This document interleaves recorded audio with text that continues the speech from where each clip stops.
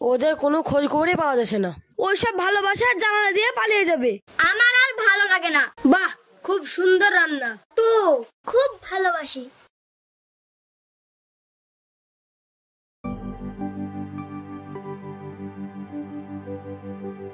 আসিয়া, ও আসিয়া, শহর থেকে ইপন বাবুর ছেলে মাসুদ আসছে। সে তোমাদের বাড়িতেই থাকবে, তোমাকে দেখাশোনা করতে হবে। কোথা থেকে কোন বাবু আসবে? তার দেখাশোনা আমাকে করতে হবে। আমার আর ভালো লাগে না। না বোন, আগ করো না।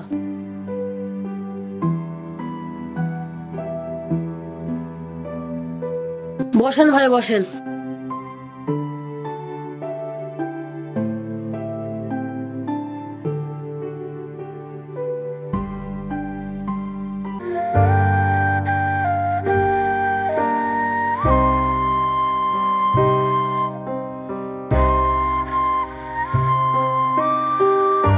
খাবারটা খেয়ে ঘুমিয়ে পড়েন।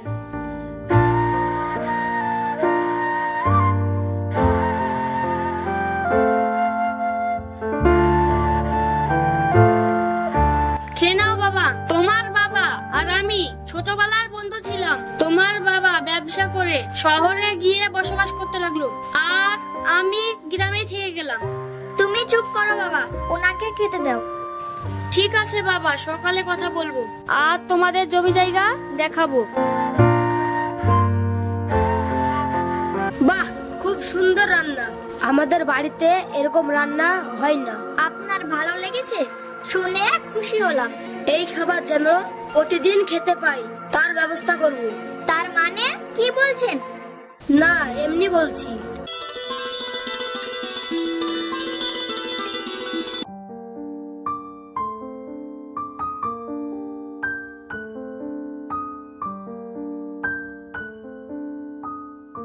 অনেক দিন হয়ে গেল, ছেলেটা ওখানে গিয়ে কি যে করছে।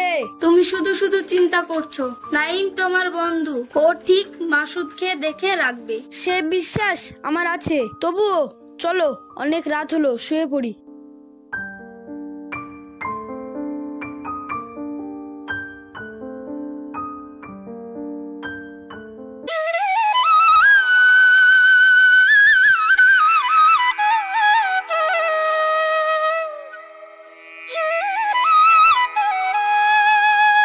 আর কয়েকদিন পর আমাকে বাড়ি ফিরে যেতে হবে। তুমি চলে গেলে আমি থাকতে পারবো না।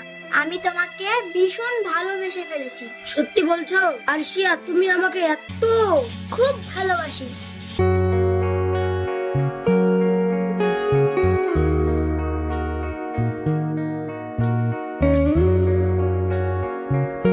সন্ধ্যা গড়িয়ে গেল, এখনো বাড়ি ফিরলো না। মা হারা মেয়ে, আমি কিছু বলতে পারি না। কি যে করি। যাই, আমি বাজার করে নিয়ে আসি।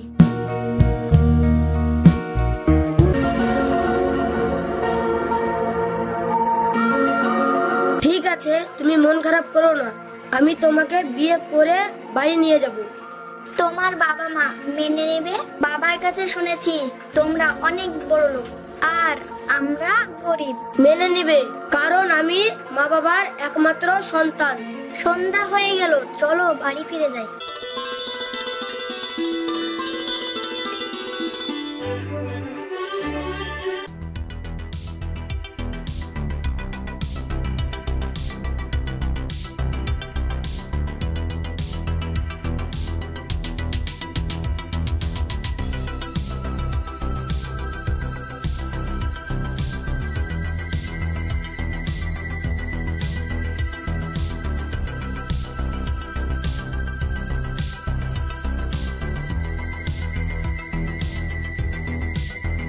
ও বাবা, তুমি চলে এসেছো? এসো এসো। আরে ওটা কে? ও নাইমের মেয়ে না? হ্যাঁ বাবা, তুমি ঠিকই বলেছো। ওই মেয়েকে তুই নিয়ে এসেছিস কেন? মেয়ে বলো না বাবা, এখন থেকে ও তোমার বৌমা। বৌমা মানে? হ্যাঁ বাবা, আজই আমরা দুজনে বিয়ে করেছি। আমি এ বিয়ে মানি না। যা, এক্ষুনি ওকে বাড়ি থেকে বের করে দিয়ে আয়। আমি ওকে কিভাবে বের করব? ও আমার বউ। তুই যদি না পারিস, থাম, দারোয়ান ডেকে বের করে দিচ্ছি। বাবা, ওর যদি এই বাড়িতে জায়গা না হয়, তাহলে আমারও থাকা হবে না। ঠিক আছে, তুইও চলে যা। তোর মতো ছেলে থাকার চেয়েও না থাকাই ভালো। এটা তুমি কি বলছো? একটু বসো, ঠান্ডা হও, তারপর বুঝে শুনে কাজ করবে। তুমি থামো, বেশি কথা বলবে না। মা তুমি কেঁদো না, আমার কিচ্ছু হবে না। দেখো দেখো, তোমাকে আমাকে ছাড়তে পারবে, কিন্তু ওকে ছাড়তে পারবে না। 2 দিন বাড়ির বাইরে যা, পেটে টান পড়লে ওইসব ভালোবাসার জানালা দিয়ে পালিয়ে যাবে। শুনে রাখ, যখন ফিরে আসবি ওকে নিয়ে আসবি না। আমি রাস্তায় মরে যাবো, কিন্তু তোমার এই অহংকারের রাজপ্রাসাদে ফিরবো না।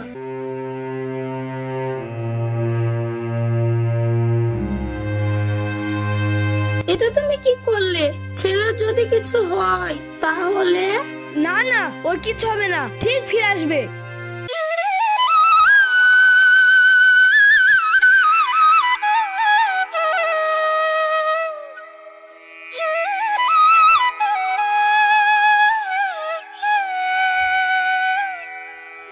আরে শফিক, অনেকদিন তো হয়ে গেল। মা মরা মেয়েটা শ্বশুর বাড়ি গিয়েছে, মেয়ের জন্যে মনটা খুবই খারাপ করছে। হ্যাঁ চাচা, ওদের কোনো খোঁজ খবরই পাওয়া যাচ্ছে না। চ না, দুজনে গিয়ে দেখে আসি। আমিও সেইটাই বলতে যাচ্ছিলাম। তোমার এই খাবার খেতে কষ্ট হয় না? তুমি ভালোবেসে যেটাই খেতে দিবে সেটাই আমার অমৃত লাগে। আমি সব বুঝি, আমার জন্যই তোমার আজ এই অবস্থা। আমি কোনোদিনও নিজেকে ক্ষমা করতে পারবো না। আরে আরে, কাঁদছো কেন? আমরা দুজন দুজনকেই তো ভালোবেসেছি।